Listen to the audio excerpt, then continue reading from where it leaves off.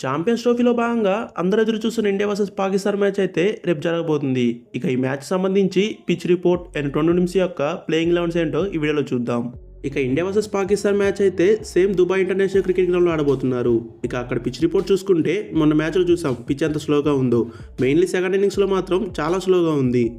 Batting second చేసే టీంకి అయితే కొంచెం కష్టంగా మారే అవకాశం ఉంది. మెయిన్లీ డ్యూ రావట్లేదు కాబట్టి చేయడం అయితే చాలా కష్టంగా ఉంటుంది. దీన్ని బట్టి టాస్ గెలిచిన టీం అయితే ముందుగా బ్యాటింగ్ ఎంచుకునే అవకాశం ఉంది. ఇక రేపు జరగబోయే మ్యాచ్లో టాస్ ఎవరు విన్ అవుతారో గెస్ట్ చేసి కింద కమెంట్ చేయండి. ఇక టీమ్స్ విషయానికి వస్తే ముందుగా పాకిస్తాన్ టీం చూసుకుంటే వాళ్ళైతే న్యూజిలాండ్తో ఆడిన ఫస్ట్ మ్యాచ్ అయితే ఓడిపోయారు. దాంతో ఇండియాతో జరిగే మ్యాచ్కి అయితే ఎక్స్ట్రా ప్రెజర్ యాడ్ అవుతుంది. ఒకవేళ పాకిస్తాన్ కనుక రేపటి మ్యాచ్లో ఓడిపోయిందంటే వాళ్ళు ఆల్మోస్ట్ ఛాంపియన్స్ ట్రోఫీ నుండి అవుట్ అయిపోయినట్లే. దాంతో పాకిస్తాన్ టీం అయితే ఎలాగైనా ఇండియాని ఓడిపించి ఈ మ్యాచ్ గెలవాలని చూస్తారు. గెలిచే ఛాన్స్ ఉందంటే చెప్పలేం. మెయిన్లీ వాళ్ళ బ్యాట్స్మెన్ ఆడుతున్న తీరుని బట్టి అయితే చాలా కష్టమనే చెప్పాలి. ఇక పాకిస్తాన్ ఓపెనర్ ఫఖర్ జమాన్ ఫస్ట్ మ్యాచ్లో ఇంజరీ అయ్యాడు కాబట్టి తన ప్లేస్లో అయితే ఇమాముల్లా స్క్వాడ్లోకి వచ్చాడు. ఇక పాకిస్తాన్ ప్లేయింగ్ లెవెన్లో చూసుకుంటే ఓపెనర్ ఇంజరీ అయ్యాడు కాబట్టి తన ప్లేస్లో ఇమాముల్లాకి అయితే ప్లేయింగ్ లెవెన్లోకి వస్తాడు. ఇక దాని మించి ఎక్స్ట్రా చేంజెస్ ఏమీ చేయకపోవచ్చు.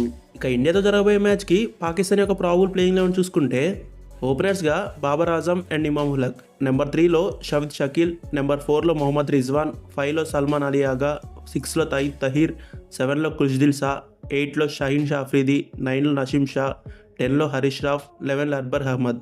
ఇక మన టీమిండియా విషయానికి వస్తే బంగ్లాదేశ్తో ఆయన ఫస్ట్ మ్యాచ్లో అయితే ఒక మంచి కంఫర్టబుల్ విక్టరీ అందుకున్నారు.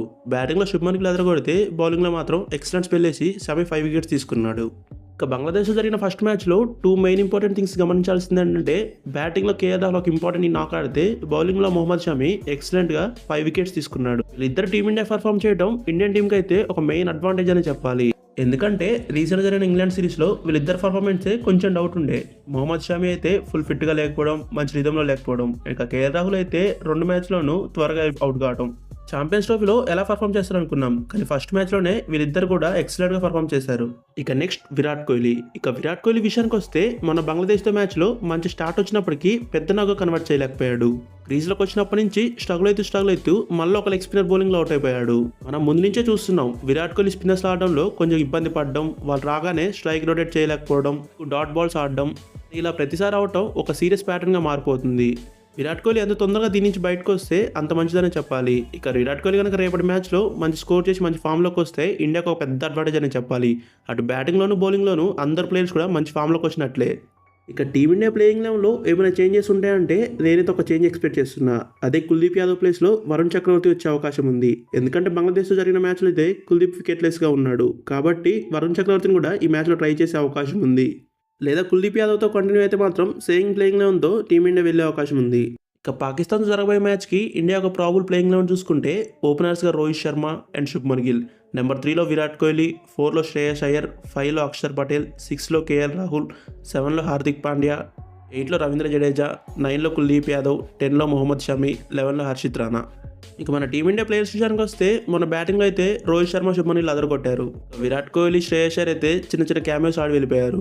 అండ్ లాస్ట్లో కేఎల్ రాహుల్ అయితే ఒక ఇంపార్టెంట్ నాక్ ఆడి ఇండియా మ్యాచ్ గెలిపించారు. అటు బౌలింగ్లో మొహమ్మద్ షమి, హర్షిత్ రాణా, అక్షర్ పటేల్ వీళ్ళు అద్భుతమైన బౌలింగ్ వేశారు. ఇక బౌలింగ్లో హార్దిక్ పాండ్యా, కుల్దీప్ యాదవ్, రవీంద్ర జడేజా. మన బంగ్లాదేశ్ జరిగిన మ్యాచ్లో అయితే ఈ ముగ్గురు కూడా వికెట్లెస్గా ఉన్నారు. ఇక రేపు జరగబోయే పాకిస్తాన్ మ్యాచ్లో ఈ ముగ్గురు కూడా వికెట్స్ తీసి బాగా పర్ఫామ్ చేస్తే బాగుంటుంది. ఇక రేపు జరగబోయే ఇండియా వర్సెస్ పాకిస్తాన్ మ్యాచ్లో హైయెస్ట్ రన్ స్కోరర్ ఎవరో గెస్ చేసి కింద కమెంట్ చేయండి. Thank you. వీడియో నచ్చితే లైక్ కొట్టి ఛానల్ సబ్స్క్రైబ్ చేసుకోండి.